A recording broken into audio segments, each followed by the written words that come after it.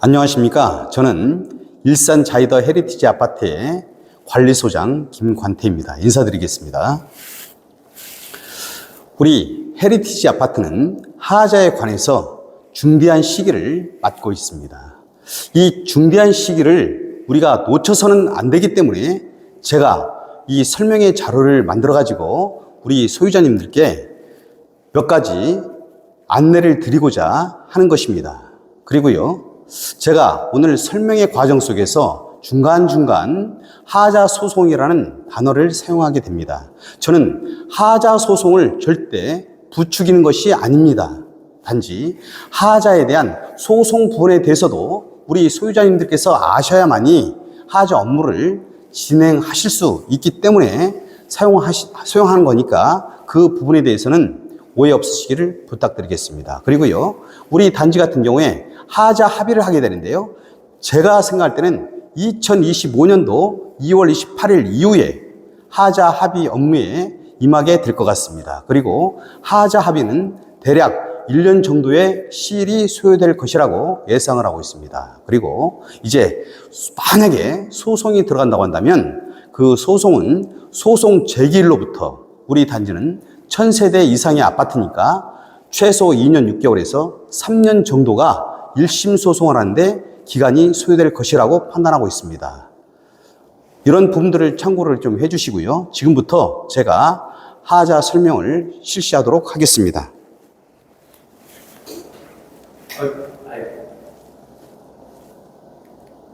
먼저 하자 용어입니다. 사용검사 전 하자가 있습니다. 이 사용검사 전 하자는요, 우리 주민 여러분께서 이 아파트에 입주하시기 전에 이미 발생되어 있는 하자인 것입니다. 미시공, 시공을 해야 하는데 시공을 하지 않은 것입니다. 오시공, 이렇게 시공을 해야 되는데 저렇게 시공을 한 것입니다.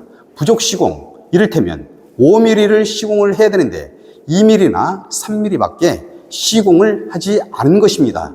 저급 시공, 최소한 B급 정도로는 시공을 해야 되는데 C급이나 D급으로 시공을 한 것입니다. 이런 미시공, 오시공, 부족시공, 저급시공, 이런 하자를 통칭해서 우리가 부실시공이다 이렇게 표현하고 있고요. 사용검사 전 하자는 바로 이 부실시공에 의한 하자가 되겠습니다. 이에 반해서요, 사용검사 후 하자가 있습니다. 이 사용검사 후 하자는요, 우리 주민들께서 이 아파트에 입주를 하시고 난 후에 발생된 하자가 바로 이 사용검사 후 하자인데요. 이 사용검사 후 하자는 자연적 발생에 의해서 깨지거나 처지거나 들뜨거나 고장이 발생한 하자를 말하는 것이죠. 인위적 발생에 의한 깨짐, 처짐 이런 것들은요, 사용검사 후 하자로서 인정을 받지 못한다는 사실을 참고해 주시기 바라겠습니다. 그리고 채권 양도란 말이 있습니다. 이 채권 양도는요, 각 세대의 소유자님들께서 가지고 있는 하자 보수 청구권과 하자 담보 주권을 입주자 대표 회의에게 위임하는 행위가 바로 채권 양도가 되겠습니다. 입주자 대표회의는 소유자님들로부터 채권 양도를 받아야만이 합법적이고 유효한 하자 관련 업무를 행할 수가 있을 것입니다. 입주자 대표는 채권 양도를 받아가지고 하자 보수 공사를 요구할 수 있고요. 그리고 합의도 할 수 있습니다. 그리고 소송도 할 수가 있는 것입니다. 하자 보수 청구권이라는 것이 있습니다. 하자 보수 청구권은요, 시공사에게 하자 발생 사실을 통보할 수 있는 권한이 바로 하자 보수 청구권이 되겠습니다. 발생된 하자들을 내용 증명으로 시공사에게 발송해서 행사를 하는 것이 바로 이 하자 보수 청구권이라 보시면 되겠습니다. 그리고요, 하자 담보 추구권이 있는데 이 하자 담보 추구권은요, 하자 담보 책임을 물을 수 있는 권한이 바로 하자 담보 추구권이 되겠습니다. 즉 하자 보수를 요구하고 그리고 하자에 대한 합의도 하고 그리고 손해배상도 청구할 수 있는 권한이 바로 하자 담보 추구권이라는 사실을 기억해 주시면 감사하겠습니다. 제척 기간에 대해서 말씀드리겠습니다. 사용검사일로부터 일정한 기간이 경과하면 소유자께서 가지고 있는 하자보수 청구권과 하자담보추권이 자동적으로 소멸이 되는 그 기간이 바로 제척기간이 되겠습니다. 2년차 하자의 제척기간은요, 2024년도 2월 28일까지가 제척기간 종료일이 되겠습니다. 2년차 하자는요, 세대 내에 있는 대부분의 하자가 2년차에 해당이 됩니다. 그리고 여러 가지 공사 중에서 마감과 관련된 공사가 바로 2년차 하자에 해당이 되겠습니다. 3년차 하자가 있습니다. 2025년도 2월 28일까지가 제척기간 종료일인 것이죠. 그리고 전기공사, 기계설비공사, 소방설비공사, 조경 이런 것들이 3년차 하자에 포함이 되어 있습니다. 그리고 5년차 하자가 있는데요. 이 5년차 하자는 2027년도 2월 28일까지가 제척기간 종료일이 되겠습니다. 방수와 관련된 하자, 균열과 관련된 하자, 그리고 배수와 관련된 하자, 그리고 포장공사에 관련된 하자, 우리 보도블록에 관련된 공사가 바로 이 포장공사이고요. 5년차에 해당이 되겠습니다. 자, 우리가 2년차 하자, 3년차 하자, 5년차 하자 이렇게 말씀을 드렸는데요. 이런 하자는 사용검사 후 하자에 해당이 됩니다. 그런데 이 사용검사 후 하자 말고 사용검사 전 하자도 있지 않습니까? 사용검사 전 하자는 우리 단지가 2027년도 2월 28일까지 제척기간 종료일이 되겠습니다. 사용검사 전 하자는요, 상법상 채권 소멸시 기간 5년을 준용합니다. 여기서 사용검사 후 하자들과 우리 사용검사 전 하자는 조금의 차이점이 있습니다. 이 사용검사 후 하자들은요, 합법적으로 이 하자들을 시공회사에다가 내용정보로 하자 사실을 통보하면 그 이후에도, 제척기간 이후에도 하자가 계속 유효합니다. 그런데요, 이 사용검사 전 하자는 5년이 종료되기 전에 최소한 합의서를 작성하거나 소송을 제기해야만이 그 이후로도 계속적으로 유효합니다. 이 부분을 참고를 깊이 해주시면 감사하겠습니다. 하자보수 청구권과 하자담보추구권의 주체에 대해서 설명을 드리도록 하겠습니다. 먼저 하자보수 청구권의 사용검사 전 하자의 주체는 누구이냐? 바로 각 세대 소유자 분들이십니다. 사용검사 후 하자의 하자보수 청구권의 주체는 누구이냐? 먼저 소유자님들이십니다. 그리고 입주자 대표회의도 이 하자보수 청구권, 사용검사 후에 하자보수 청구를 가지고 있는데요. 입주자 대표회의는 전용 부분에 대한 하자보수 청구권은 가지고 있지 않습니다. 오로지 공용 부분에 대해서만 가지고 있는 것이고요. 우리 소유자님들께서는 공용 부분이나 전유 부분 모두 이 하자보수 청구권을 가지고 있다라고 보시면 되겠습니다. 그리고 하자담보추구권에 대해서 사용검사 전 하자에 대한 주체는 누구냐? 각 세대의 소유자님들이십니다. 입주자 대표회의가 결코 아닙니다. 그리고 사용검사 후 하자에 대해서도 하자담보추구권은 우리 각 세대의 소유자 분들에게 있습니다. 입주자 대표에게는 없습니다. 입주자 대표회의는 오로지 사용검사 후 하자에 대해서 공용 부분에 대해서만 하자보수 청구권을 가지고 있다고 보시면 되겠습니다. 따라서 입주자 대표는 실질적으로 하자 관련 권한이 없다라고 보시면 맞습니다. 입주자 대표가 하자보수 청구권과 하자담보추권을 가지려면 반드시 각 세대의 소유자님들로부터 채권 양도를 받아야 하는 것입니다. 하자보증증권에 대해서 말씀드리겠습니다. 사용검사 전 하자는 하자보증증권으로 담보를 받을 수가 있는가? 없습니다. 하자보증증권은 사용검사 전 하자에 대해서 담보하지 않습니다. 그러면 사용검사 전 하자는 무엇으로 담보를 받느냐? 민법에 나와 있는 하자담보 규정에 의해서 담보를 받습니다. 이 하자보증증권은요, 사용 검사 후 하자에 대해서만 담보를 하고 있습니다. 2년차 보증 금액을 말씀드리면요, 우리 단지는 9억 6천만 원 정도가 2년차 보증 금액입니다. 그리고 3년차 보증 금액은요, 25억 6천만 원 정도가 해당이 됩니다. 그리고요, 5년차 보증 금액은 16억 원 정도가 됩니다. 10년차 보증 금액은요, 약 12억 8천만 원 정도가 되는데요. 이 10년차 하자는 우리 아파트를 지으려면 땅속 깊숙이 말뚝을 박습니다. 이 말뚝을 지정이라고 합니다.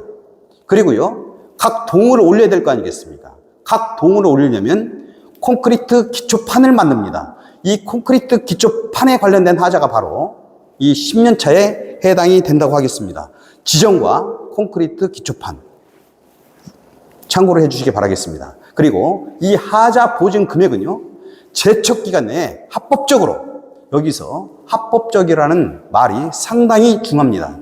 합법적으로 하자 보수를 청구한 사실이 없으면 자동적으로 소멸하게 됩니다. 그리고 하자 보증 기간 내에 소송을 제기하지 않았을 때는 매 1년 경과시마다 판결금에서 5%씩 감액되어서 최종적으로 판결이 된다는 사실도 참고를 해주시면 감사하겠습니다. 채권 양도의 중요성에 대해서 말씀드리겠습니다. 먼저 우리 소유자님들께서 입주자 대표의 채권을 미양도했을 때, 이때는 어떻게 해야 되느냐? 우리 소유자님들께서 직접 개별적으로 하자 업무를 진행을 하셔야 합니다. 여기에서 중요한 것은 제척기간 경고로 인한 손해 방지의 노력이 필요하다는 사실입니다. 우리 소유자분들께서 개별적으로 하자 업무를 진행할 때 어떻게 해야 되느냐? 먼저 최고서를 작성을 해야 합니다. 그리고 등기부 등본을 떼셔야 되고요, 주민등록증 사본을 첨부를 해야 됩니다. 그리고 세대 하자 리스트를 첨부하고, 그리고 관리사무소로부터 공용 부분에 대한 하자 리스트를 받아가지고 우리 소유자님들께서 직접 하자 보증기간 내에 시공사에게 내용 증명을 발송하여야 제척기간 후에라도 하자의 권리 보전을 받을 수 있는 것이죠. 만약 이렇게 해서 내용 증명으로 시공회사에다가 하자 사실을 통보했는데 시공회사가 보수를 해주지 않으면 우리 소유자님께서도 직접 소송을 제기하실 경우가 있을 것입니다. 이때는요, 본인의 부담으로 변호사를 선임을 하셔야 합니다. 그리고요, 법원 감정비도 본인이 직접 납부를 하셔야 되는 거고요, 소송 비용도 부담을 하셔야 된다는 사실을 참고해 주시기 바라겠습니다. 자, 제척기간 경과 후에라도 소유자께서 하자 보수 청구권과 하자 담보 추권을 보전코자 한다면 우리 소유자님들은 제척기간 도래 전에 미리 직접 권리 보전을 위한 그런 행위를 실시를 해야 합니다. 그렇지 않으면 입주자 대표회의에게 제척기간 전에 채권 양도를 해 주셔야 한다는 것이죠. 채권 양도에 필요한 서류에 대해서 말씀을 드리면, 먼저 채권 양도 신청서가 있습니다. 그리고 주민등록증 사본이 있고요, 이것을 입주자 대표회의에 제출을 해 주셔야 합니다. 그리고 등기부 등본이 필요한데요, 이것은 입주자 대표회에서 준비를 하게 될 것입니다. 입주자 대표회에서는 채권 양도에 소요되는 비용을 사용할 수가 없습니다. 따라서 대부분 법무법인을 선정해서 이 채권 양도 업무를 진행한다는 사실을 참고를 해주시기 바라겠습니다. 채권 양도가 가지는 의미에 대해서 말씀드리도록 하겠습니다. 자, 만약에 우리 소유자님들 중에서 75%만이 입주자 대표에게 채권 양도를 하였을 경우를 가정해 본다고 한다면, 입주자 대표에는 하자 보수 청구권과 하자 담보 추권에 대해서 75%의 권한만 가지게 된 것이죠. 그 권한이 75%로 축소된다, 이렇게 보시면 되겠고요. 그리고 시공사와 더불어서 합의를 할 때 입주자 대표는 75%의 권한으로 합의에 임하게 되는 것입니다. 그리고 만약에 소송이 가서 판결이 될 때는 이를테면 1억 원이라는 판결금은 7,500만 원으로 깎여서 판결이 될 수밖에 없습니다. 채권 양도 업무 비용의 사용 부분에 대해서 말씀드리도록 하겠습니다. 먼저 등기부호 등본을 발급을 해야 합니다. 그리고요, 각종 우편물을 우리 소유자님들께 발송을 해야 하는 것이고요. 그리고 이제 채권 양도를 받으려면 관리사무소 직원들이 휴일, 토요일 이럴 때 근무를 하게 됩니다. 이때 특근비가 발생할 수 있습니다. 그리고요, 알바를 사용했을 때는 알바비가 발생될 수 있습니다. 그런데요, 이 채권 양도에 소요되는 비용을 장기 수선 충당금을 사용해서 할 수 있느냐? 실질적으로 우리나라 여러 가지 법규에 의해서 현실적으로 사용이 불가하다, 이렇게 보시면 되겠습니다. 왜 불가한지 이 부분에 대해서 설명을 드리고자 한다면 상당히 복잡하고 시간도 많이 걸립니다. 그래서 이 부분에 대한 설명은 생략토록 하겠습니다. 그리고요, 이제 소유자 기여 수익을 사용할 수 있다, 이렇게 이제 말씀하시는 분들이 많아요. 그런데 이 소유자 기여 수익, 우리 단지는 옥상 중개기 수익이 유일한 소유자 기여 수익에 해당이 됩니다. 이 소유자 기여 수익을 사용하고자 한다면 첫 번째, 관리 규약을 변경을 해야 하는 것입니다. 두 번째로요, 소유자 여러분들의 과반수 동의를 반드시 받아놔야 되고, 그리고 예산안에는 당연히 포함되어야겠죠. 그런데 여기에서 문제가 있습니다. 입주자 대표 회의는 전유 부분에 대한 관리에 대한 의무와 권한이 없습니다. 오로지 공용 부분에 대한 관리에 대한 의무와 권리만 있을 뿐입니다. 그런데 채권 양도는 공용 부분만 받는 것이 아닙니다. 전유 부분도 함께 받는 것입니다. 따라서 소유자 기여 수익도요, 실질적으로 입주자 대표에서는 사용할 수가 없는 것이 현실입니다.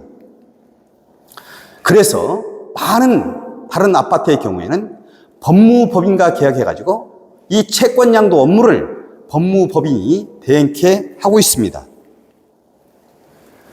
법무법인이 지출한 이 채권 양도 비용, 이런 것들은 합의가 됐거나 판결이 되었을 때 이제 법무법인이 비용을 회수하게 되는데요.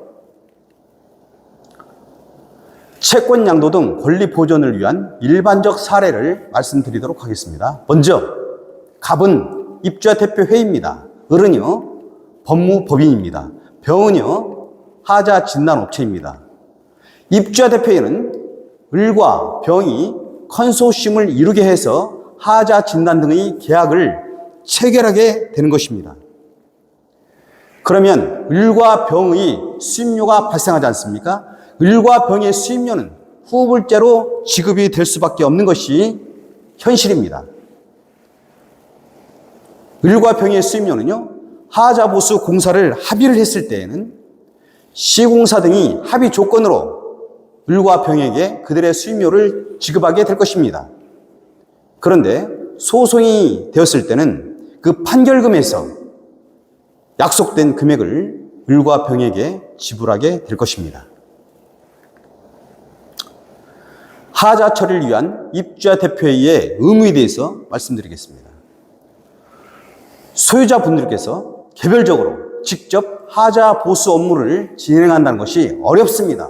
그리고 우리 제2기 입주자 대표회, 제3기 입주자 대표회가 유효하게 하자 관련 업무를 지속 가능하게 하기 위해서는 반드시 입주자 대표회의는 소유자님들로부터 채권 양도를 받아야 합니다. 2024년도 2월 20일까지 채권 양도를 받아야 되죠. 그래서 차질 없이 소유자님들의 재산권을 지켜드릴 의무가 있다는 말씀 드리는 바입니다. 그리고 하자 진단업체 선정, 법무법인 선정권은 소유자님들의 의견을 청취하고 존중해서 늦어도 11월 중순까지는 마무리가 되어야 할 것으로 사료됩니다. 이제 각 세대의 소유자님들의 결단이 필요합니다. 입주자 대표회의에 채권 양도를 할 것인가? 법무법인과 하자 진단 업체를 선정해가지고 그들에게 하자 관련 업무를 맡길 것인가? 아니면 우리 소유자님들께서 입주자 대표회의에 채권 양도를 하지 않냐고 하자 업무를 직접 행하실 것인가? 이 부분을 이것이든 저것이든 결정을 해야 할 시기가 이제 도래되었다는 사실을 말씀드립니다. 소유자님들께서는 자유롭게 이것이든 저것이든 선택을 하실 수가 있습니다.